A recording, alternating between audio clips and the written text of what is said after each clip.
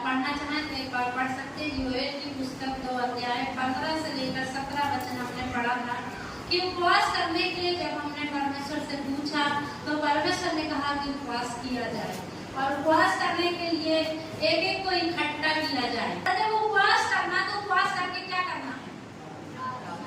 उपवास करके प्रार्थना करना है। क्या प्रार्थना करना है? उपवास करके क्या प्रार्थना करना है? रो रो करके ये कहना है, हे परमेश्वर अपनी प्रजा पर तरस खा और अपनी प्रजा की नाम धराई को दूर कर दे। यही उपवास का विषय है। तो ये उपवास सिर्फ हमारी कलीसिया के लिए नहीं है, यह उपवास भारत में जितनी कलीसिया हैं उन सबके लिए भी हमने रखा है और उन सबके लिए भी हम पिछले 5 दिनों से प्रार्थना कर रहे हैं। एक एक प्रभु का दास दासियों के लिए हम प्रार्थना कर रहे हैं, एक एक सेवकाई के लिए हम प्रार्थना कर रहे हैं और हम सब लोगों ने इसमें हिस्सा लिया है। तो हमने उसमें बहुत सारी चीज आपको बताया कि पहले दिन हमने बताया क्या करना है, पाप को जानना है। क्या करना है? मैं थोड़ा सा रिपीट करके इसके बाद आगे बढ़ूंगी, ठीक है?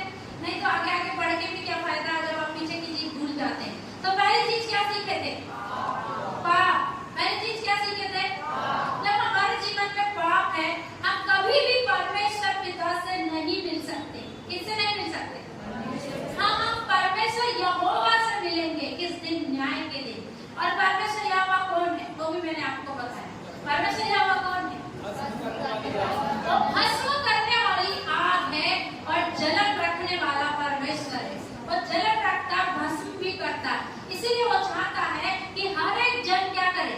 अपने अपने पापों से पश्चाताप करे। क्या करे? इसीलिए पाप पता होना चाहिए। अब जब हमको पाप पता ही नहीं था तो हम पश्चाताप नहीं कर सकते थे, लेकिन अब हमको पाप पता है तो हमको क्या करना है? तो पाप का पता कैसे चलता है ये भी मैंने आपको सिखाया। पाप का पता कैसे चलता है कि मेरे जीवन में पाप है?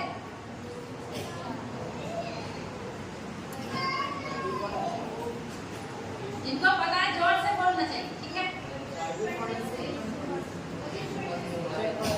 हाँ, वचन पढ़ने से पता चलता है, लेकिन बाइबल बहुत लोग पढ़ते हैं। बाइबल तो साइंटिस्ट लोग भी पढ़ते हैं, नेता लोग भी पढ़ते हैं, पर क्या उनको पाप का पता चल जाता है? तो पाप का पता कब चलता है? जब मेरे जीवन में यीशु मसीह आता है। हालेलुया। मैं इतने दिन से सिखाया फिर आप लोग भूल जाते हैं पता और फिर सोचते चलो आगे बढ़ो, आगे की बात बताओ। ऐसा नहीं होता, पहले पीछे की बात बताओ। पाप का पता कैसे चलता है? जब जक्कई के घर में यीशु मसीह गया तो जक्कई को क्या पता चल गया कि मैंने क्या किया है और मैं पाप में पड़ा हूँ। इसलिए वो अंगीकार करने लगा कि मैं क्या करूँगा? अपना धन संपत्ति कंगालों को दे दूंगा और जो कुछ मैंने अन्याय से लिया उसका 4 गुना फेर दूंगा। ये कैसे उसको पता चल गया? क्योंकि उसके जीवन में यीशु मसीह आया। जब तक हमारे जीवन में यीशु मसीह नहीं आएगा हमको मालूम नहीं चल सकता कि हम पाप में हैं। और हैं भी तो निकले कैसे? और निकलेंगे कैसे? निकलने के लिए हमको क्या करना पड़ेगा ये नहीं मालूम होगा। तो असली हमको पाप की पहचान होती जब हमारे जीवन में यीशु मसीह आता है। जब यीशु मसीह आता है फिर हमारे अंदर क्या आता है? पश्चाताप आता है। क्या आता है? तो फिर मैंने पश्चाताप के विषय में भी एक पूरा दिन आपको सिखाया कि पश्चाताप क्या है। लोग पश्चाताप करने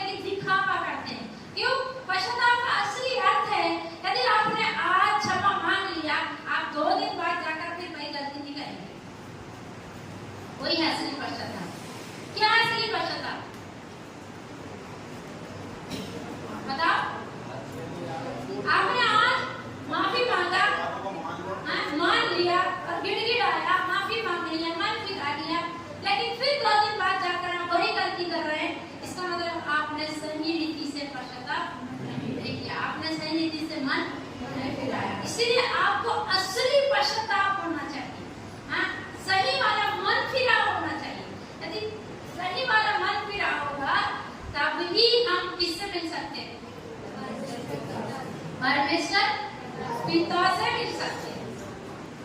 लेकिन हम अगर पाप से मन फिराएं, हमने कितना भी पाप किया है, कैसा भी पाप किया है, लेकिन यदि हम पाप को मानकर मन फिरा लेते हैं तब हम किससे मिलेंगे? फिर परमेश्वर पिता से। और परमेश्वर पिता कौन है? ये भी मैंने पूरा एक दिन आपको सिखाया। परमेश्वर पिता का प्रेम क्या है वो भी मैंने आपको सिखाया। और इतना प्रेम हमसे करता है, इतना प्रेम हमसे करता है कि मैंने आपको एक एक चीज वचन से बताया। किस रीति से वो कहता है, मैं तुमको मिस्र से उकाब पक्षी के समान अपने पंखों पर उठा कर ले आया और तुम्हें कुछ हानि नहीं होने पाई। ऐसे उठा कर लाया। हालेलुया। मैं कल एक वचन सुन रही थी तो वहां पर उन्होंने थंबनेल दिया था, वहां पर मतलब उन्होंने टाइटल दिया था, जो उकाब छुड़ा कर लाया वही उकाब झपट्टा पे मारेगा। हालेलुया। क्या किया है? जो उकाब छुड़ा कर लाया है वही उकाब क्या करेगा? सही रीति से नहीं चलेंगे तो फिर वो मारेगा। वचन का यही नियम, अगर हम सही रीति से नहीं चलेंगे, परमेश्वर के वचन के अनुसार नहीं चलेंगे तो वो क्या करेगा? इसलिए लिखा ना, मारता भी वही है और जिलाता भी बढ़े कि नहीं बढ़े? पहले सामुएल की पुस्तक 9 अध्याय में लिखा है, मारता भी वही है और जिलाता भी वही है। तो क्या हम उस पर यही विश्वास करते हैं कि सिर्फ परमेश्वर दया करता है? ये एक पहलू है। जैसे सिक्के के 2 पहलू है। अगर हम एक सिक्का लेके जाएं जिसमें एक तरफ सब कुछ ठीक ठाक है लेकिन एक तरफ कुछ भी नहीं है, क्या वो कहीं पर चलेगा? क्योंकि उसकी कोई वैल्यू, एक तरफ तो ठीक है ना, एक तरफ तो A to Z मतलब जैसा है वैसा ही है वो, लेकिन चलता क्यों नहीं फिर? क्योंकि एक तरफ नहीं है। तो इसी प्रकार से यदि परमेश्वर यहोवा दया करने वाला परमेश्वर है, प्रेम करने वाला परमेश्वर है, तो वो क्रोध करने वाला और दंड देने वाला भी परमेश्वर। Hallelujah, hallelujah. इसलिए कोई भी उसको हल्की बात ना जाने, कोई भी उसको मजाक में ना ले। अभी हमने कल भी सीखा, धन के विषय में हमने सीखा। बहुत सारे लोगों को सिर्फ धन दिखाई देता। देखो, हमारे पास धन होना इसमें कोई बुराई नहीं है। अगर हमारे पास परमेश्वर धन देता है तो अच्छी बात है, उसको हमको इस्तेमाल करना है, पर कहाँ इस्तेमाल करना है ये भी पता होना चाहिए। अपने सुख विलास में नहीं उड़ाना है। आप लोग लाजर और धनवान की कहानी जानते हैं, मैंने पहले भी बताया। जब धनवान ऊपर गया तो परमेश्वर पिता का दास अब्राहम क्या कहता है, हे पुत्र तूने पृथ्वी पर क्या कर लिया? सारा सुख विलास भोग चुका। ऐसा तो नहीं बोला तूने तो पृथ्वी पर व्यभिचार किया, तूने तो पृथ्वी पर मस्त शराब पिया, तूने तो पृथ्वी पर डांका डाला या मर्डर किया, ऐसा बोला है? क्या बोला? तूने पृथ्वी पर सारा सुख विलास कर चुका है। यही उसकी गुनाह क्या था? यही उसका गुनाह था कि उसके पास बहुत सारा था और चाहता तो वो लाजर को ताउम्र पाल सकता था। एक लाजर को पूरी जिंदगी क्या कर सकता था? पाल सकता था। करा उसने। हमारे पास पैसा है और हमारा भाई गरीब है। वचन में क्या लिखा है? यदि तेरे पास पैसा है तो धनवान है और तेरा भाई क्या है? और तू कहता मैं उससे प्यार करता हूँ, उसको पहनने के लिए कपड़ा नहीं देता, उसको खाने के लिए खाना नहीं देता, तू क्या करता है? क्या करता है? झूठ बोलता है। क्या करता है? तो झूठों का प्रेम करता है। अगर तेरे पास है तो प्रभु क्या कहता है? तेरे को देना, अपने भाई को देना। यही हमारा भाई है, हमारे असली वाले तो इधर ही है। ठीक है, हालेलुया। तो हमको यही करना है। अगर परमेश्वर हमको देता है हमको भी यही करना है। यही असली धन अगर हमारे पास है। बहुत लोगों को सिर्फ अपने आप में इस्तेमाल अच्छा खाना खाना है, अच्छा गाड़ी में घूमना है, जितने सुख विलास की चीजें इस दुनिया में है जो शैतान रख के रखा है, लालच देता रहता है, वो सारी चीजें लोगों को चाहिए। चाहिए कि नहीं चाहिए? हमने कल वचन पढ़ा था, धनी बनने का प्रयास मत कर। कितने लोग धनी बनने का प्रयास कर रहे हैं? आजकल बहुत स्कीम है दुनिया में, वो लोग क्या कर रहे हैं? स्कीम दे रहे हैं, क्या के लिए? धनी बनाने के लिए। दे रहे कि नहीं दे रहे? कोई लोग फंसे भी इसमें। आप 11,000 दो, हम आपको 50,000 देंगे। नहीं सुना आपने? हाँ, कई लोग फंस आगे भी आ रहे हैं, अभी बोलते नहीं, अभी उनको सच बोल के नहीं होता। कई लोग लॉस करके आए कितना कितना, मेरे को मालूम है, फिर बोलते नहीं। वो क्यों लॉस किए? क्योंकि लालच में आए थे ना धनी बनने के। उसने कहा आपको 20,000 दो, हम तुमको 1,00,000 देंगे। तो हमको क्या आया? धनी बनने का लालच आया, तो ले भाई तू 20,000 ले, और हमको तुम देना 1,00,000, तो देगा। फालतू की चीज है। इसलिए वचन में क्या लिखा? आप वचन पढ़ो, वचन में लिखा है धनी बनने के लिए प्रयास। यदि तेरे पास खाने के लिए, यदि तेरे पास पहनने के लिए, उसमें क्या कर? संतुष्ट है। क्या कर? नहीं, हमको तो गाड़ी भी चाहिए, 10-20 जोड़े कपड़े भी चाहिए, अच्छा रेस्टोरेंट में खाना भी चाहिए, नूडल्स भी चाहिए, मंचूरियन भी चाहिए। अरे दुनिया ऐसा जी रही, मुझे भी ऐसा जीना है। नहीं जीना। मैंने आपको बताया ना, दुल्हन कैसे दिखती है? अभी कटिंग हो गया, बताइए मैंने आपको। अभी दुल्हन को पहचानना क्या हो गया? आप शादी में जाते ना, दुल्हन की बाजू वाली भी कैसे दिख रही है? दुल्हन ही दिख रही है आजकल। एक शादी में आपको 20-30 दुल्हन दिखेंगी, क्योंकि वो इतना तैयारी हुई है। लेकिन दुल्हन को अलग दिखना है। और हम कलीसिया प्रभु यीशु मसीह की कौन है? हमको दुनिया में अलग दिखना है। लोगों को पार्टी करने दो, लोगों को एंजॉय करने दो, लोगों को पैसा अपने सुख विलास में गंवाने दो, लेकिन हमको क्या करना है? उसका गाइडलाइन ये वचन हमारे पास में है। हालेलुया। हमको क्या करना है? उसका सारा रास्ता कहां पर है? परमेश्वर के। कुछ लोग तो पढ़ेंगे, कुछ लोग क्या करते हैं? पढ़ते ही नहीं, तो बाइबल पढ़ेंगे नहीं। मैंने परसों एक स्टेटस लगाया था, कितना लोग देखा? वो क्या बोलता है? हम मर गया, मर के पढ़ा है, और वो किसी ने लिखा है, बोल रहा था कल से बाइबल पढ़ूंगा। क्या कह रहा था? अभी क्या हो गया? पढ़ सकता है। फिर मैंने आगे वचन भी लिखा था, क्या मैं कब्र पर जाकर तेरा धन्यवाद कर सकता हूँ? कर सकते हैं।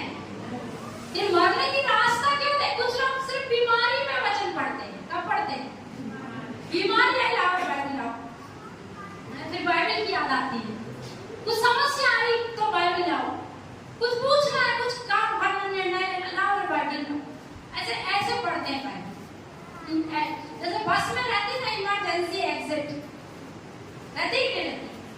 इमरजेंसी की एक घंटी रहती है, उसमें लिखा रहता है इमरजेंसी एग्जिट। जब इमरजेंसी आएगी तो उससे पूछ कर क्या करेंगे? कभी कभी लोगों को प्रार्थना और परमेश्वर का वचन ऐसे ही लगता है, सिर्फ इमरजेंसी में करेंगे। कैसे करेंगे? हालेलुया। लेकिन दाऊद कहता है, परमेश्वर मैं दिन में 7 बार तेरी स्तुति करूंगा। कितने बार? प्रति भोर तो मेरी वाणी तुझे सुनाई दे। आज सुबह जब मैं उठी, परमेश्वर के आत्मा ने मुझे एक बहुत अद्भुत बात बताया। परमेश्वर ने ये बताया, हम परमेश्वर यहोवा का नाम लेने की औकात तक नहीं रखते थे कि हम उसका नाम ले पाते। इतना पवित्र नाम, याजक लोग उसका नाम नहीं ले पाते थे, इसलिए वे लिखते थे या वे अलग अलग लिखते थे, क्योंकि उनको परमिशन नहीं थी यहोवा लिखने की या यहोवा बोलने की। लेकिन हमको ये सौभाग्य मिला। सच बता रही, मुझे इतना खुशी मिली कि परमेश्वर सच में आप कितने अद्भुत हैं, जो ये सौभाग्य आपने हमें दिया कि हम आपको यहोवा परमेश्वर परमेश्वर कहकर पुकार सकते हैं, या हम आपके नजदीक आ सकते हैं। कितना कठिन था। सोचो, महायाजक भी साल में एक बार पवित्र स्थान पर जाता था। कितने बार? वो भी कैसे जाता था? कैसे जाता था? उसके पैर में सोने की जंजीर बांध दी जाती थी। काय के लिए? भाई पाप किया होगा और अंदर जाकर क्या हो जाएगा? मर जाएगा, तो कोई दूसरा जा भी नहीं सकता। इसलिए क्या करेंगे? फिर उस जंजीर से उसको खींच लेंगे। इतना पवित्र स्थान है, इतना पवित्र परमेश्वर, फिर भी हमको आने दिया। और हम लोग तो ऐसे मजाक में लेते ना। मैंने बहुत लोगों को देखा है, वे लोग सीरियस नहीं है प्रभु के साथ। उनको बस लगता चंगा करने वाला है, हमारी प्रार्थना सुनता है। जब उनको परेशानी हुई, प्रार्थना करो और बाइबल पढ़ो और सुन लेगा, उत्तर दे देगा, बस इतने ही के लिए है। हालेलुया, बस इतने के लिए नहीं है। हालेलुया। तो ये सब चीजें हमने उपवास प्रार्थना में सीखा 4 दिन तक के। हम परमेश्वर से मिलना है, परमेश्वर पिता से मिलना है। कितने लोग यहाँ परमेश्वर से मिलने की इच्छुक है?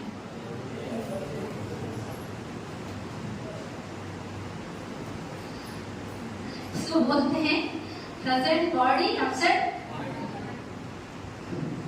शरीर इधर है, माइंड इधर। कहाँ लग रहा है? पैसा कमाने के लिए। कहाँ गया है? अभी तक क्या करेंगे? क्या खाएंगे? क्या बनाएंगे? ऐसा चल रहा है। अगर हम कुछ उधर छोड़ के आए हैं तो सारा मन किधर लगा है? उधर ही लगा रहेगा। लेकिन सारा चीजों को छोड़ करके आपको प्रभु की उपस्थिति में आना है, ताकि हमारा मन कहाँ लगा रहे। अभी ध्यान से सुनो, परमेश्वर यहोवा से मिलना कितने लोग चाहते हैं?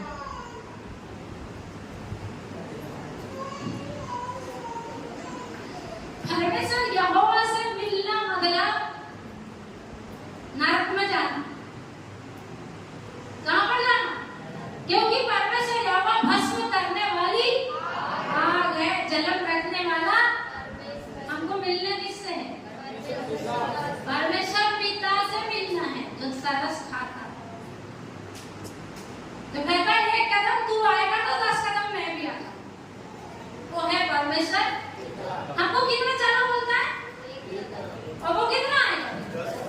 उड़ाव पुत्र दूर ही था। अच्छा में लिखा है उड़ाव पुत्र कहाँ था?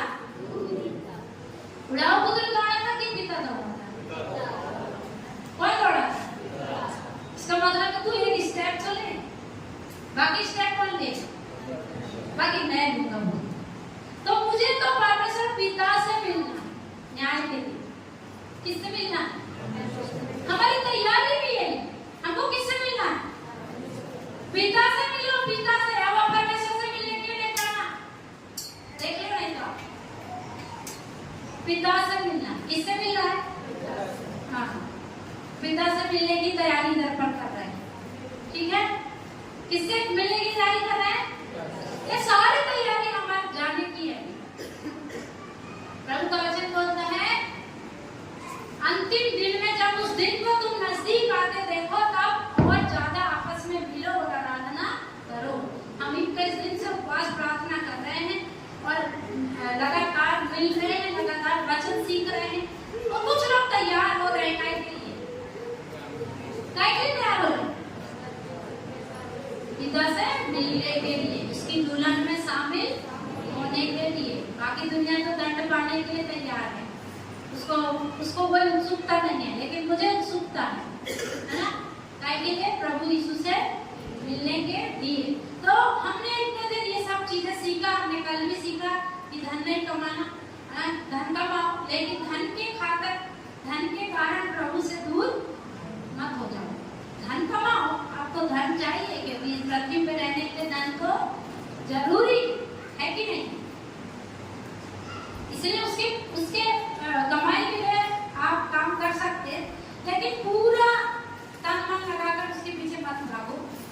परमेश्वर के पीछे भागो। किसके पीछे भागना? अभी देखो हम वचन पढ़ेंगे, मेरे साथ निकालो पहला सामुएल की पुस्तक और उसका 8 अध्याय और 4 हम पढ़ेंगे। पहले शमूएल की पुस्तक 8 अध्याय 4 से लेकर 7 तक हम पढ़ेंगे। आप लोग जो लिखने वाले वो लिख सकते हैं, जो जिनको पढ़ते नहीं आता वो ध्यान से सुनेंगे जब वो माइक पर पढ़ेंगे भैया। तब सब इजरायली वृद्ध इकट्ठा होकर रामा में शमूएल के पास जाकर उससे कहने लगे, सुन, तू तो अब बूढ़ा हो गया और तेरे पुत्र तेरी राह पर नहीं चलते। अब हम पर न्याय करने के लिए सब जातियों की रीति के अनुसार हमारे लिए एक राजा नियुक्त कर दे।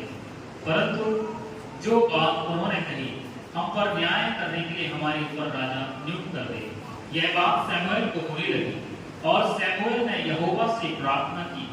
और यहोवा ने शमूएल से कहा, वे लोग जो कुछ तुझसे कहें उसे मान ले, क्योंकि उन्होंने तुझको नहीं परंतु मुझी को निकम्मा जाना है कि मैं उनका राजा ना रहूं। Hallelujah, hallelujah.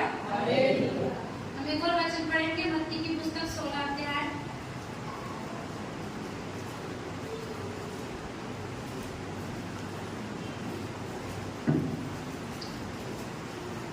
18 और 19 वचन पढ़ेंगे।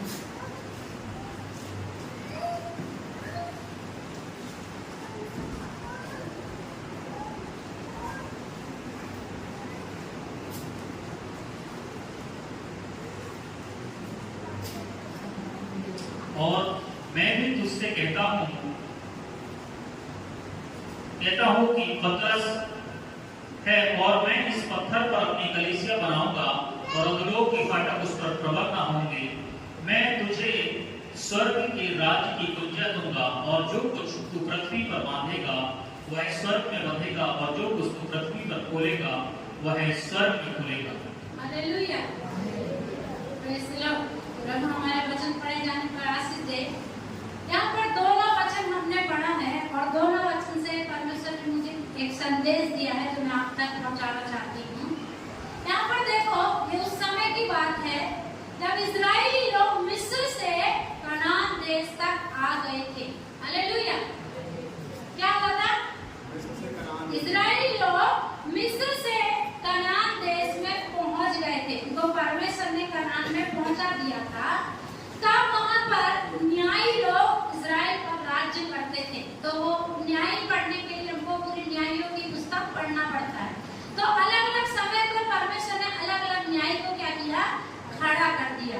और परमेश्वर चाहता था, परमेश्वर के दिल के अंदर एक इच्छा थी और आज भी उसकी वो इच्छा है कि मेरी प्रजा के ऊपर कोई भी राज्य नहीं करना चाहिए, केवल मुझे छोड़कर।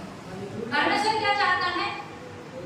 मेरी प्रजा के ऊपर मुझे छोड़कर कोई और राज्य नहीं करना। ये उसकी पहले से दिल की इच्छा है, शुरू से। इसीलिए परमेश्वर कहता है, मैं तुम्हारा राजा हूँ और तुम मेरी राजा। वही हमारा राजा, ठीक है? हमारे बीच में वही प्रधान है। तो यहाँ पर क्या हुआ है? जब यहाँ पर शमूएल न्याय करता है, अभी बहुत सारे न्याय हुए, यहाँ पर शमूएल जब न्याय करता है तो इस समय में इजरायली लोग इकट्ठा होकर के शमूएल के पास आकर क्या कहते हैं कि तू हमारे लिए एक राजा क्या कर दे? नियुक्त कर दे। जब शमूएल बूढ़ा हो गया, शमूएल को आप सब जानते हैं, ठीक है? तो जब शमूएल बूढ़ा हो गया तो वे इजरायली लोग उसको कहते हैं हमारे लिए एक राजा क्या कर दे? नियुक्त कर दे। तब शमूएल को ये बात क्या लगी? बुरी लगी और वो जाकर परमेश्वर यहोवा से कहा। तो परमेश्वर ने उससे क्या कहा? 6वीं पद में से लिखा, परंतु जो बात उन्होंने कही, हम पर न्याय करने के लिए हमारे ऊपर राजा नियुक्त कर दे, यह बात शमूएल को बुरी लगी और शमूएल ने यहोवा से प्रार्थना की। और यहोवा ने शमूएल से कहा, वे लोग जो कुछ तुझसे कहें उसे मान ले, क्योंकि उन्होंने तुझको नहीं परंतु मुझी को निकम्मा जाना है कि मैं उनका राजा। परमेश्वर को भी बुरा लगा। क्या हुआ है? शमूएल को तो लगा, लेकिन परमेश्वर को भी क्या लगा? इसीलिए परमेश्वर कहता है उनके हिसाब से करते हैं, पर बाद में देखेंगे। हालेलुया। मुझे भी बुरा लगा है। बोल रहा है ना परमेश्वर, पढ़े कि क्या? हाँ? और ऐसा करके क्या किया उन्होंने? तुझे नहीं कमाने जाना है, उन्होंने मुझे नहीं कमाना। परमेश्वर नहीं चाहता था मेरे लोगों पर कोई मनुष्य राज्य करे, और अभी भी परमेश्वर नहीं चाहता कि कलीसिया पर कोई राज्य करे, क्योंकि कलीसिया किसकी है? प्रभु यीशु मसीह की है। वचन में लिखा है, उसने आपने अभी पढ़ा ना, मैं अपनी कलीसिया आप बनाऊंगा और अधोलोक के फाटक उस पर। तो कलीसिया कोई संस्था नहीं बनाती, कोई एक पुरुष या स्त्री नहीं बनाती, कलीसिया बनाने वाला स्वयं परमेश्वर, स्वयं प्रभु यीशु मसीह। हालेलुया। और वो चाहता है कि कलीसिया पर केवल और केवल कौन राज्य करना चाहिए? खुद ही। लेकिन आज बहुत सारे लोग कलीसियाओं पर अधिकार बताते हैं और बोलते हैं मेरी कलीसिया, हमारी कलीसिया। ऐसा करते हैं कि नहीं करते? किसी की भी कलीसिया नहीं, कलीसिया किसकी है? प्रभु यीशु मसीह की है। वो इतना प्रेम हमसे करता है, वो नहीं चाहता, जैसे जैसे हमारे बच्चे, आप में से कितने लोग चाहते हैं मेरे बच्चे को कोई डांटे?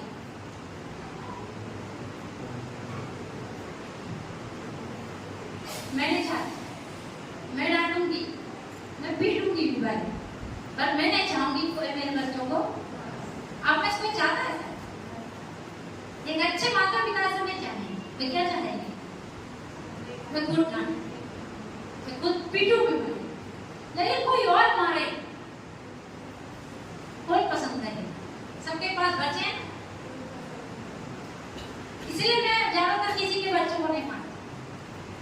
बहुत कम, मेरे पास अधिकार भी है, अधिकार है मतलब जैसा बोल के रखे, मारो पीटो, लेकिन बहुत कम मैं किसी को मारती, हाँ डांटती हूँ, मारती नहीं। यही परमेश्वर के भी दिल के अंदर मेरे बच्चों के साथ जो व्यवहार करना मैं हूँ, कोई मनुष्य नहीं करना। तो परमेश्वर कहता है तुमने मेरी प्रजा को क्या किया? लूट लिया है। तुमने अच्छी अच्छी भेड़ों का मांस खाया है, तुमने उनका दूध पिया है, लेकिन उनकी सुधि नहीं लिया। बीमार को तुम देखने नहीं गए, चक्की नहीं किए, आज जो भटक गई उसको ढूंढने नहीं गए, तुमको जो काम के लिए ठहराया था वो नहीं किया। इसलिए प्रभु इसमें से कहता कलीसिया पहले किसकी है? कलीसिया यीशु मसीह की है। कोई भी कलीसिया में प्रधान नहीं है। सिर्फ और सिर्फ आदर और महिमा के योग्य कौन है? प्रभु यीशु मसीह। सारा महिमा, सारा आदर उसी को मिलना चाहिए। समूएल दुखी हुआ, लेकिन परमेश्वर भी दुखी हुआ। अब परमेश्वर बोलता दे दो राजा, और जब वो राजा इनके ऊपर अत्याचार करेगा ना, तब इनको पता चलेगा। आगे आप पढ़ेंगे तो आगे समूएल उनको सब बताता है। समूएल क्या बोलता है? देखो राजा क्या करेगा? तुम पर राज्य करेगा, और उसकी यह चाल होगी, अर्थात वह तुम्हारे पुत्रों को लेकर अपने रथों और घोड़ों के काम पर नौकर रखेगा। राजा बन जाएगा, तुम्हारे बच्चों को क्या करेगा? नौकर बना देगा, और फिर उनके रथों के आगे आगे दौड़ा करेंगे। फिर वह उनको 1000 50 के ऊपर प्रधान बनाएगा, और कितनों से वह अपने हल जुतवाएगा और अपने खेत कटवाएगा, और अपने युद्ध के हथियार और रथों के साथ सामान बनवाएगा। फिर वह तुम्हारी बेटियों को लेकर उनसे सुगंध और रसोई और रोटियां बनवाएगा। फिर वह तुम्हारे खेतों और दाख और जैतून की बारियों में से जो अच्छी से अच्छी होगी उन्हें लेकर अपने कर्मचारियों को देगा। फिर वह तुम्हारे बीज और दाख की बारियों का 10 ले लेकर अपने हाकिम और कर्मचारियों को देगा। फिर वह तुम्हारे दास दासियों को और तुम्हारे अच्छे से अच्छे जवानों को और तुम्हारे गधों को भी लेकर अपने काम में लगाएगा। वह तुम्हारी भेड़ बकरियों का भी 10 लेगा। इस प्रकार तुम लोग उसके दास बन जाओगे, और उस दिन तुम अपने उस चुने हुए राजा के कारण दुहाई दोगे, परंतु यहोवा उस समय तुम्हारी ना सुनेगा। सब बता दिया उसने कि जब एक राजा बन जाएगा तो तुम्हारे साथ क्या क्या करेगा, तुम्हारी बेटियों के साथ क्या करेगा, तुम्हारे बेटों के साथ क्या करेगा। लेकिन आगे पता है क्या? वो लोग क्या बोलते हैं? सब करने दो, परंतु हमें क्या चाहिए? ऐसे हो जाते हैं कभी कभी हम लोग, होते हैं कि नहीं? परमेश्वर हमको बताता है ये रास्ते पर बेटा मत जाओ, बताता है कि नहीं होता? ये काम इधर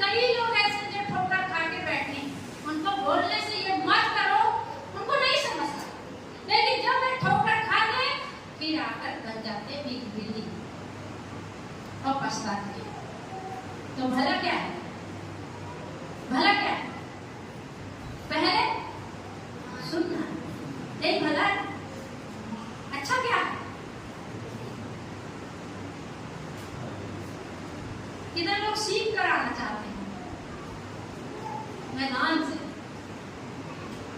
तो फिर वचन मत सुनो, जाओ अपने मन की करो।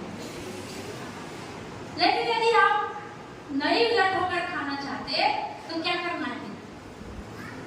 वचन सुनना है, परमेश्वर की बात सुनना। ये लोग नहीं सुने, ये लोग आगे कहते हैं तो भी उन लोगों ने शमूएल की बात न सुनी और कहने लगे नहीं, हम निश्चय अपने लिए राजा चाहते। क्या कहे उन्होंने? हमको राजा चाहिए, हमको राजा चाहिए। और परमेश्वर ने फिर उनको राजा दिया। बहुत पहला था इस्राएल का पहला राजा साउल, और कितना अच्छा था, शुरू में बहुत अच्छा था, लेकिन बाद में जाकर क्या किया? बिगड़ गया। बिगड़ा कि नहीं बिगड़ा? अपने पुत्र से भी उसने नफरत किया। मैंने आपको परसों एक बात सिखाई थी, कुछ लोग ऐसे होते हैं जो अपने बच्चों को तो पसंद करते हैं परंतु अपनी पत्नी को क्या नहीं करते। सिखाई थी ना, तो मैंने बोला था कि मैं ढूंढ के आऊंगी क्योंकि मैं भूल गई। तो देखो बाइबल में लिखा है, मेरे साथ निकालो, उसी पहला सामुएल की पुस्तक 20 अध्याय उसका 30 वचन में वो लिखा है। यहाँ पर साउल ही है जो अपने पत्नी को बुरी तरह से संबोधित कर रहा है। और कुछ लोग इधर पर भी रहते हैं, कई हिस्से में भी वे लोग अपने बच्चों से बहुत प्यार करते हैं लेकिन उनको पत्नी से कोई लेना देना नहीं है। अगर पत्नी नहीं है तो बच्चे कहाँ से हैं? नहीं, पहले कौन है? पहले कौन है? पत्नी है, उसके बाद बच्चे इंपॉर्टेंट है। लेकिन हम लोग क्या कर रहे हैं? बहुत सारे लोग यही कर रहे हैं, संसार वाले लोग भी यही कर रहे हैं, बच्चे चाहिए, पत्नी नहीं चाहिए। बच्चे चाहिए, पति नहीं चाहिए। पति की शक्ल नहीं देखना, पत्नी की शक्ल नहीं देख, अरे पति नहीं है, पत्नी नहीं तो बच्चे कहाँ से? तो यहाँ पर पढ़ो, ये वचन पढ़ो। यहाँ पर साउल भी आगे चल करके अपने ही बच्चे से चिढ़ गया और अपनी पत्नी को वो अपशब्द बोला। पढ़ो, ये इंग्लिश में ज्यादा अच्छा लिखा है। अभी इंग्लिश पढ़ने वाला बाइबल मेरे को लगता है किसी के पास है।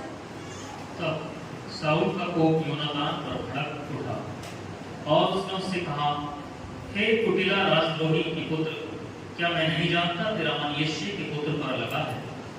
इससे तेरी आशा का टूटना और तेरी माता का अनादर ही होगा। हालेलुया। वो क्या बोल रहा है? हे कुटिला राजद्रोही के पुत्र, अपनी पत्नी को बुरा बोल रहा है। किसको बुरा बोल रहा है? क्यों? क्योंकि उसने सही का साथ दिया, उसने दाऊद का साथ दिया। वो दाऊद से प्रेम करता था, वो जानता था ये दाऊद सही कर रहा है, ये मेरा पिता गलत कर रहा है। पर जब उसने सही का साथ दिया तो साउल उसकी माता को कोस रहा था। ये इंग्लिश में बहुत अच्छा लिखा है, अगर आप इंग्लिश बाइबल पढ़ते हैं तो उसमें बहुत अच्छे शब्दों में ये लिखा है। तो इसीलिए अगर आप अपने बच्चों से प्यार करते हैं, आपकी ये जिम्मेदारी अपने पति और पत्नी से भी क्या करना है। आप बोलो नहीं नहीं नहीं, मैं अपने बच्चों से प्यार करूंगा और पत्नी से प्यार नहीं करूंगा। मैं अपने बच्चों से प्यार करूंगा और पति से प्यार नहीं करूंगा। तो परमेश्वर आपकी आराधना को ग्रहण नहीं करेगा। फिर धोखे में मत रहिएगा कि आप इधर आएंगे आराधना करेंगे और परमेश्वर आपकी आराधना ग्रहण करेगा। परमेश्वर कहता मैं चाहता ही नहीं कि तुम मेरे आंगनों में आओ और मेरे आंगनों को अपने गंदे पांव से बांधो। मुझे तुम्हारी आराधना घिनौनी लगती है, बोलता परमेश्वर। जब तुम मेरा वचन मानते ही नहीं हो, जब तुम मेरी आज्ञाओं पर चलते ही नहीं हो, तो मुझे है परमेश्वर कहकर क्यों मारते हो? परमेश्वर चाहता हम एक दूसरे का आदर करें, एक दूसरे से प्यार करें। हमको कलीसिया इसलिए बनाया, हमारे ऊपर पति प्रधान नहीं है, हमारे ऊपर पत्नी प्रधान नहीं है, या हमारे ऊपर कोई और प्रधान नहीं है। हमारे ऊपर सिर्फ एक ही प्रधान है, उसका नाम प्रभु यीशु मसीह है। हालेलुया। हमारे ऊपर कौन प्रधान है? तो हम क्यों सोचते हैं पत्नी मेरे नीचे रहना चाहिए या पति मेरे नीचे रहना चाहिए? अभी हम ऐसा देखते हैं, जिस घर में औरत ज्यादा प्रधान रहती ना, उस घर में ठीक ठाक नहीं रहती सब चीजें। उनके बच्चे बिगड़ते हैं, उनके घर में पति पत्नी आपस में अच्छे से नहीं रहते, फिर उस घर का कोई फ्यूचर ही नहीं होता। इसलिए प्रधान का परमेश्वर ने पुरुष को दिया है। इसलिए स्त्री लोगों को चाहिए कि अपने पति के अधीन रहे। वचन यही सिखाता है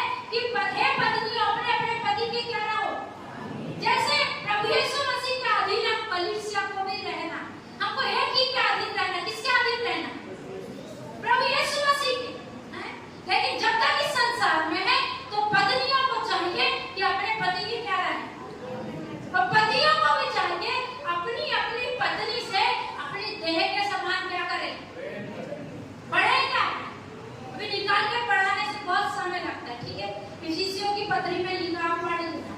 अगर आपको लग रहा है कि दीदी अगर सही नहीं बता रही तो मैं आपको वचन भी बता रही, आप लिख लो, आप घर जाकर पढ़ लेना।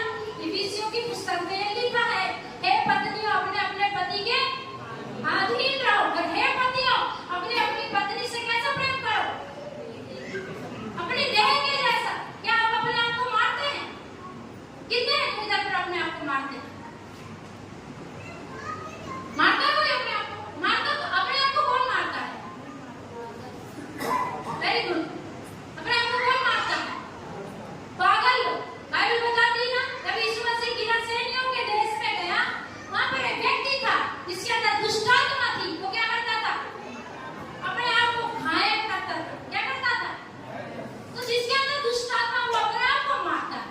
और यदि मसीह में होकर हम अपनी पत्नी को मारते हैं तो किसको मार रहे हैं? हमको बाइबल की मूर्ख कहती है। पति और पत्नी दोनों ही कितने हैं? ये उपवास प्रार्थना में हमारे पारिवारिक संबंध भी सुधरना चाहिए। हमारी कलीसिया में कई परिवार ऐसे हैं जहाँ पर गड़बड़ी, एक नहीं, ऐसे सोचना मत कि एक परिवार, कई परिवार हैं जिनके अंदर बहुत कुछ चल रहा है और वो परमेश्वर को पसंद नहीं। प्रभु का वचन कहता है, यदि तुम पृथ्वी पर दो व्यक्ति एक मन होकर मेरे पिता से प्रार्थना करोगे, कौन है वो दो व्यक्ति? पति और पत्नी। कौन है दो? पहला परिवार ही है पति और पत्नी। दो व्यक्ति जब एक मन, अपनी पत्नी को तुच्छ जानना बंद करो, अपने पति को तुच्छ जानना बंद करो। ऐसा मत सोचो कि मैं ज्यादा अच्छी हूँ, तू कौन है? ऐसा मत सोचो मैं ज्यादा अच्छा हूँ, तू कौन है? मूर्खता है। उससे मेरी पहचान है और मुझसे उसकी पहचान है। हम जो समाज को दिखा रहे हैं, अभी देखो, अभी भारत में बहुत प्रचार करने का सौभाग्य नहीं मिलेगा। अभी गवर्नमेंट हमको ये सब बंद करने के लिए कितने बार बोल चुकी है, लेकिन ये समय है अब हमको इस मसीह के जैसे जी के दिखाना पड़ेगा। अब कलीसिया को जी कर बताना है हम प्रभु यीशु मसीह के लोग हैं और ये भारत देखना चाहिए ये प्रभु यीशु मसीह के लोग हैं। हमारे परिवार से कोई भी लड़ाई झगड़े का आवाज बाजू में नहीं होना चाहिए। बाजू वाले नहीं बोलना चाहिए कैसे पति पत्नी रात दिन लड़ते हैं। ये मसीह है, कलम है मसीह के नाम पर। अब प्रभु को उनसे मेरा कोई नाता नहीं है। पढ़े कि नहीं पढ़े? मत्ती 7 अध्याय में लिखा, तुम में से हर एक जो मुझे हे प्रभु कहते हैं, मेरे पिता के स्वर्ग राज्य में प्रवेश नहीं करेंगे। उस दिन बहुत से आकर मुझसे कहेंगे, हे प्रभु क्या हमने तेरे नाम से भविष्यवाणियां नहीं की? क्या हमने तेरे नाम से दुष्ट आत्माएं नहीं निकाली? क्या हमने तेरे नाम से बड़े बड़े आश्चर्य कार्य नहीं किए? उस दिन मैं उनसे खुलकर कह दूंगा, हे पुकार करने वालों, मेरे सामने से दूर हो जाओ क्योंकि मैं तुम्हें नहीं जानता। यदि आपके परिवार में आज ऐसे माहौल है, आप गलतफहमी में मत बैठो कि प्रभु यीशु मसीह आ रहा बादलों पर और मुझे ले जाएगा। क्या आपकी गलतफहमी है? आप किसको बेवकूफ बना रहे हैं? पास्टर को? पड़ोसी को? आप खुद बेवकूफ बन रहे हैं। आप खुद बेवकूफ बन रहे हैं। आप जो भक्ति कर रहे हैं, आप जो दिखा रहे हैं ना, मैं आराधना कर, आपको मेरा प्रचार शायद बहुत कठोर लगेगा, लेकिन मेरा काम ही है कि मुझे एक दुल्हन तैयार करना है। अभी दुल्हन में 5 हो सकते हैं, 7 हो सकते हैं, यहाँ आने वाले सब होंगे नहीं होंगे मुझे नहीं पता, लेकिन मेरी प्रार्थना है यहाँ से एक भी नाश नहीं होना चाहिए। और वो कैसे नहीं होंगे?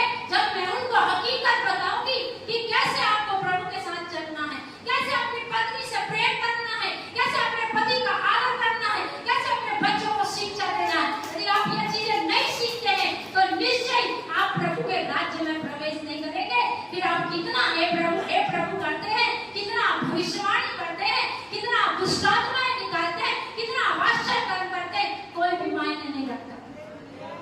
हालेलुया। वो कहेगा मैं तुझे नहीं जानता। इस दिन के लिए मिलना है किसी को प्रभु से? कोई मिलना चाहता है कि वो आपसे मिले और कहे मैं तुझे नहीं जानता? भयानक वो दिन होगा, भयानक वो घड़ी होगी जब वो कह दे कि मैं तुझे नहीं जानता। क्या आप अपने आप को उस दिन के लिए तैयार कर रहे हैं? या फिर वो कहे हे मेरे अच्छे और विश्वास योग्य दास, आप मेरे स्वर्ग के राज्य तक वारिस हो जा। जो सृष्टि से पहले तेरे लिए क्या किया गया? तैयार किया गया। हालेलुया। हमारे लिए तैयार करके उसने रखा है। ये हमारी जिम्मेदारी है। अब हम सही रीति से चल करके, अब सही रीति से परमेश्वर का वचन पालन करके उस राज्य को ले लें। Hallelujah, hallelujah. धोखा न खाओ। एक वचन पढ़ो, निकालो पहला कुरिन्थियों 6 अध्याय। ये वचन पढ़ के समाप्त करेंगे, प्रार्थना करेंगे, ठीक है? कोई भी चिंता मत करो कि हमारा समय ज्यादा ले तो पहला कुरिन्थियों की पुस्तक 6 अध्याय और उसका 9 वचन से पढ़ते हैं। 11 वचन अपनी अपनी बाइबल में पढ़ो। यदि आपको लगता है ये दीदी झूठ प्रचार करती है तो आके मुझसे बात करो। मैं आपको अपनी बाइबल में बता रही, मेरी बाइबल में लिखा नहीं बता रही, आपकी बाइबल में लिखा है। जो बाइबल लेकर आप चलते हैं, जो बाइबल लेकर आप आए हैं, उसी बाइबल में लिखा है जो मैं प्रचार कर रही। तो आप पढ़ सकते हैं। पहला कुरिन्थियों 6 अध्याय और 9 वचन से लेकर 11 वचन तक पढ़ेंगे जोर से। क्या तुम नहीं जानते कि अन्यायी लोग परमेश्वर के राज्य के वारिस ना होंगे? धोखा ना खाओ। वेश्यागामी, ना मूर्ति पूजक, ना परस्त्रीगामी, ना लुच्चे, ना पुरुषगामी, ना चोर, ना लोभी, ना पियक्कड़, ना गाली देने वाले, ना ढेर करने वाले परमेश्वर के राज्य के वारिस ना होंगे। और तुम में से कितने ऐसे थे, परंतु प्रभु यीशु मसीह के नाम से और हमारे परमेश्वर की आत्मा से धोए गए और पवित्र हुए और धर्मी ठहरे। हालेलुया। हम लोग पहले वैसे थे, अभी भी वैसे, अभी भी बपतिस्मा लिए पत्नी के साथ लड़ते हैं, पति के ऊपर शक करते हैं, कहाँ गया था, क्या कर रहा था। वो सही विश्वासी नहीं, तुम सही विश्वासी बनो। तुम क्या लड़ लड़ के उसको एक पवित्र व्यक्ति बनाओगे? तुम हर दिन बोलोगे तू किसके साथ घूम रहा था, तू किसके साथ घूम रहा था, और बोलेगा नहीं भी घूम रहा था ना, तेरी चिक चिक सुन के आप कल से घूमूंगा। पत्नी बैठी है, पति को शांति देती है। लोग ऐसा करते हैं, वो सुधर जाएगा ना, धीरे धीरे। प्रभु का वचन कहता है अत्याचारी लोग भी उसके राज्य के वारिस नहीं होंगे। ये अत्याचार में आता है। हाँ, वो सुधर रहा है। हाँ, वो पहले ऐसा था, हाँ मैं पहले ऐसी थी, पर मैं अब सुधर रही, मैं कोशिश कर रही हूँ 100% कि मैं प्रभु के वचन पर चलूंगी। अभी आप सामने वाले को नहीं चलने देंगे, कैसे चलेगा? चलेगा? वो बोला ना, तुम में से कितने ऐसे ही थे। कैसे थे? गाली देने वाले, हैं? वैश्यगामी, मूर्ति पूजक, परस्त्रीगामी, लुच्चे, पुरुषगामी, चोर, लोभी, पियक्कड़, गाली देने वाले, हम ऐसे ही थे। लेकिन क्या किए गए? मसीह के नाम से, हमारे परमेश्वर की आत्मा से धोए गए, उसके लहू के द्वारा धर्मी। हम धर्मी ठहराए। अब मत लड़ो प्लीज। आज मैं आपसे हाथ जोड़कर रिक्वेस्ट कर रही हूँ, एक दूसरे से मत लड़ो, एक दूसरे को प्रभु के प्रेम से देखो। उसकी कमजोरियां होगी, उसको कहो कि तू सुधर जा, उसके लिए प्रार्थना करो, लेकिन उसके साथ लड़कर तमाशा बना करके कलीसिया को बदनाम करने की कोशिश मत करो। आप प्रभु के राज्य में प्रवेश नहीं करेंगे। प्रभु यहाँ से 5 ले जाते, 5 नहीं चलेंगे, वो 5 पर जाएगा। धोखे में मत रहना। इधर आते हैं, बाइबल पढ़ते हैं, आप जैसा बोल रहे हैं ना वैसा करते हैं, लेकिन आप परमेश्वर के वचन पर नहीं चलेंगे। धोखे में ना रहे कि आप प्रभु की दुल्हन बनेंगे, आप कदापि उसकी दुल्हन में नहीं शामिल होंगे। यदि दुल्हन में शामिल होना चाहते हैं, आज भी समय है। आप मन फिराओ, दूसरे की छोड़ दो। अभी अपने बचने की बारी है, दूसरों को बचाने की बारी छोड़ दो। ये आए प्रभु में, वो आए प्रभु में, वो आए। अपने परिवार की चिंता करो, अपनी चिंता करो। नूह ने 120 साल प्रचार किया, कितने बचे? कितने बचे? 120 साल प्रचार नहीं होता है, उसका परिवार छोड़कर कोई नहीं बचा। इसलिए वचन में लिखा, नूह अपने 8 रानियों समेत बच गए, अपने परिवार बचा। ये समय, ये कलीसिया का उपवास प्रार्थना, आप पहले अपने परिवार की सोचो, फिर दूसरे की सोचो, फिर देश की सोचो। आप सब बातें दिखा रहे हैं, लेकिन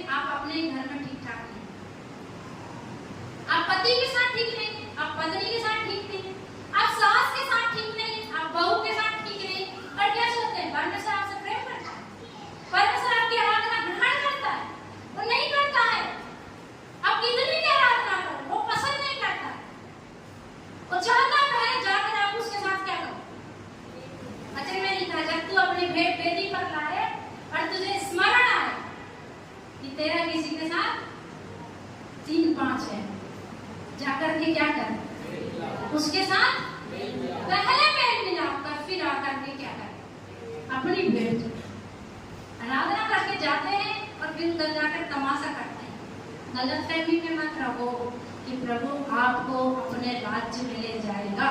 यहाँ पर यह लिखा है कि तुम नहीं जानते कि अन्यायी लोग परमेश्वर के राज्य के वारिस नहीं होंगे। न मूर्ति पूजक, न व्यभिचारी, न परिस्त्रीगामी, न लुच्चे, न पियक्कड़। गाली देते हैं, गाली भी देते हैं, न तुम्हारे विश्वासी गाली देते हैं। शर्म की बात है, आपका पड़ोसी आपको देखे कभी प्रभु में नहीं आएगा और वो भी नरक जाएगा और आपको बोलेगा इसको पता था, इसने मुझे नहीं बताया।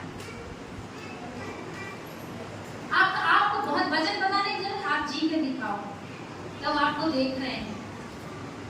आप चर्च में आते हैं ना, सबको पता है, पता है ना, किसको नहीं पता? आपके पड़ोसी को पता है आप चर्च आते हैं, उनको जी के दिखाना,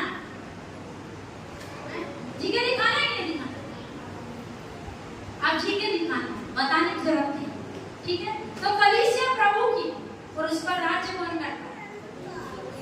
और मैं प्रभु यीशु मसीह। आपके ऊपर कोई भी राज्य नहीं कर सकता, केवल और केवल प्रभु यीशु राज्य करेगा। लेकिन आप उसको उतना अधिकार दें, आप उसके वचन के अनुसार चलें। हम प्रार्थना में जा रहे हैं, लेकिन आज आपको रियलाइज हुआ है नहीं, मेरे जीवन में आज भी कुछ गड़बड़ है, मेरे पत्नी के साथ अच्छे संबंध नहीं है, मेरे पति के साथ अच्छे संबंध नहीं है, मेरी सास के साथ अच्छे संबंध नहीं है, मेरे ससुर के साथ अच्छे संबंध नहीं है, मेरे बहू के साथ अच्छे संबंध नहीं है। यह समय है कि अभी हम पश्चाताप करें, अभी हम मन फिराएं और परमेश्वर से कहें हालेलुया। यह समय और दोबारा मिलेगा या नहीं मिलेगा मैं कुछ भी नहीं कह सकती। हालेलुया। वचन में लिखा है, देखो हाकिम द्वार पर खड़ा है, वो किसी भी पल आएगा, इसलिए वो चाहता है हम अभी मन फिराएं, हम अभी मन फिराएं। कोई भी अधलोक का काम हमारी कलीसिया में, हमारे परिवारों में प्रबल न होने पाए, कोई भी अधलोक की शक्ति हालेलुया हालेलुया हमारे परिवारों को डिस्टर्ब न करने पाए, कोई भी अधलोक की सामर्थ्य हमारी कलीसिया को तोड़ने न पाए। हर एक अधलोक की शक्ति को यीशु के नाम से हम डांटे। आपकी कमजोरियां आपको पता है, आपकी समस्या आपको पता है, आपके पाप जिन बातों में आप फंसे वो सब आपको पता है। यह सुनहरा और सुंदर अवसर है कि हम इस समय मन को फिराएं। Hallelujah hallelujah hallelujah. कुछ देर प्रार्थना करें प्रियो, अपने मन को कठोर न करें। प्रभु का वचन कहता है अगर आज तू उसका वचन सुने तो अपने मन को कठोर न कर।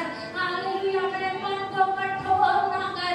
हालेलुया। पश्चाताप करें, कहें खुदावंद अब तक मैंने तेरी बात नहीं मानी। बहनों वो पश्चाताप करके कहें प्रभु अब तक मैंने तेरी बात नहीं सुनी, अब तक मैंने आज्ञाकारी बच्चा नहीं हुआ, मैंने खुद की हानि नहीं उठाई, दूसरे को हानि पहुंचाया है।